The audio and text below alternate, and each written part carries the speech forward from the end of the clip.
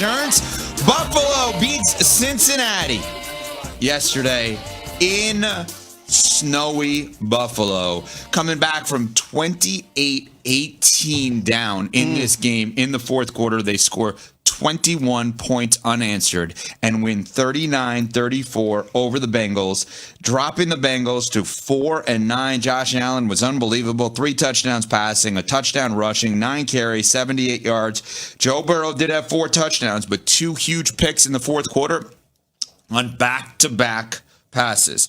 CC, you have been high on the Bengals making a run. I have said to you that you're right until they prove you otherwise, meaning they were still alive despite what their record was. They had won that game last week against the Ravens to knock the Ravens down a peg to get them closer to the division lead. And while it seemed somewhat far-fetched in the moment you said it, again, they were alive until they proved you otherwise.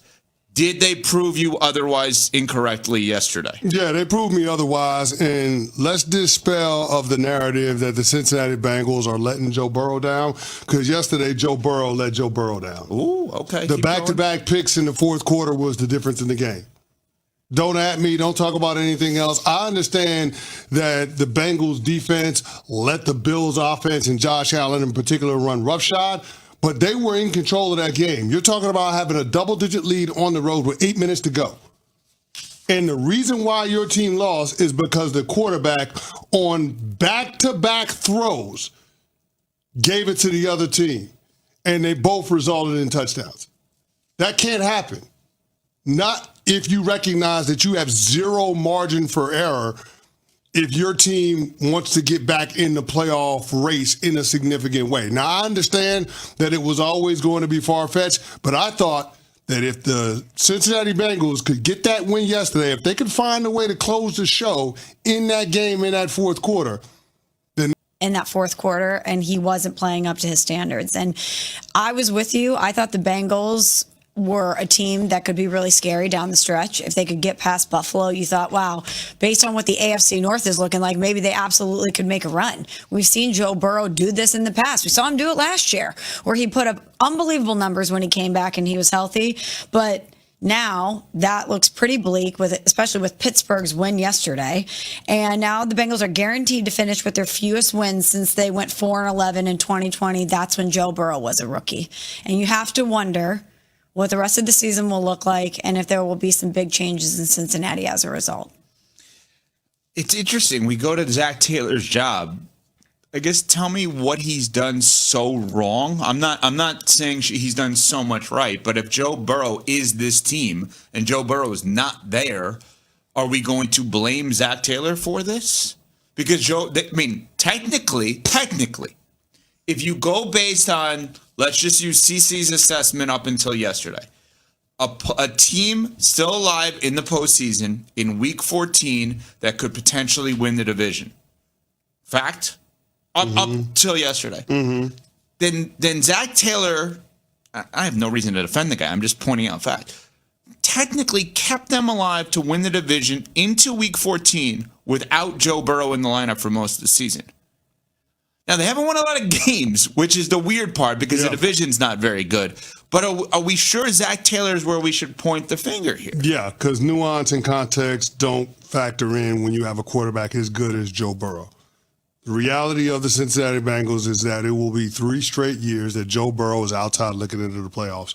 And as a franchise, that's not good enough. We're paying this dude $55 million a year, and we got $70 million a year tied up in 2 wide receivers. This team got to get to the playoffs.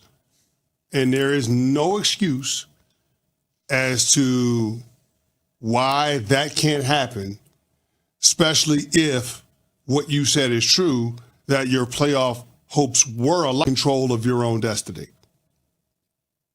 Sorry, somebody's got to be held accountable.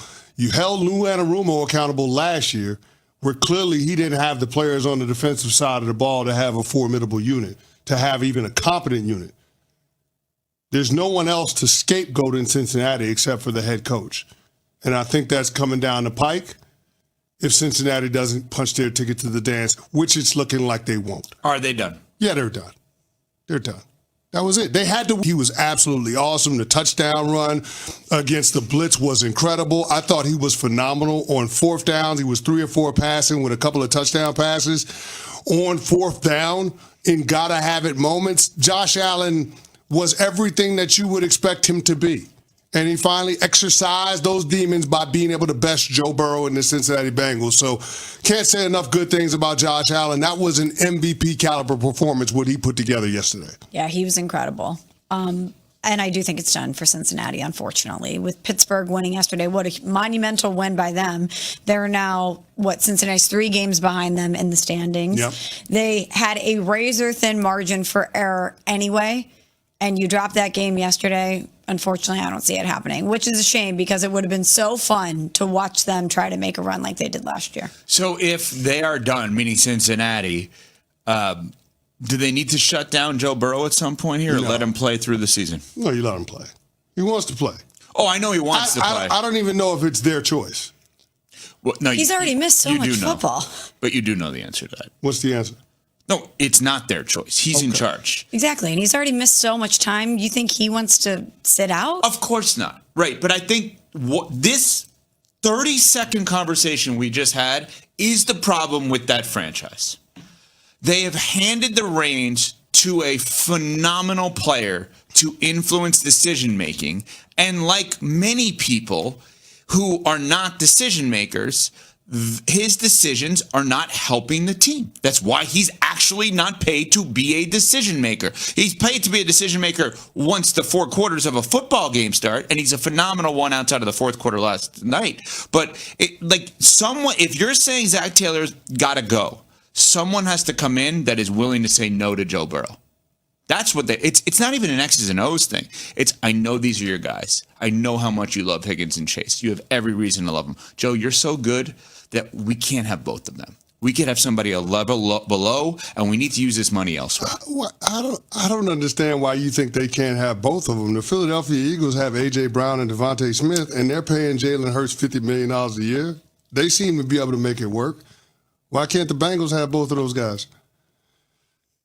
Well, is there a difference between drafting all of them in terms of when you pay them, how you pay them? Philly drafted all their guys outside of A.J. Brown. The Bengals drafted Jamar Chase and T. Higgins. But they need guys on defense. They have to get guys on defense. And okay, so you're saying that that's a front office problem. Yeah, I'm saying somebody has to get this franchise to that next level, or whether you want to say Joe Burrow hurts Joe Burrow or they hurt Joe Burrow is just hurt. Any way you cut it. That's a problem. Right? That's a problem. Wherever you want to blame, he's hurt, both figuratively and literally, and he's a Hall of Fame caliber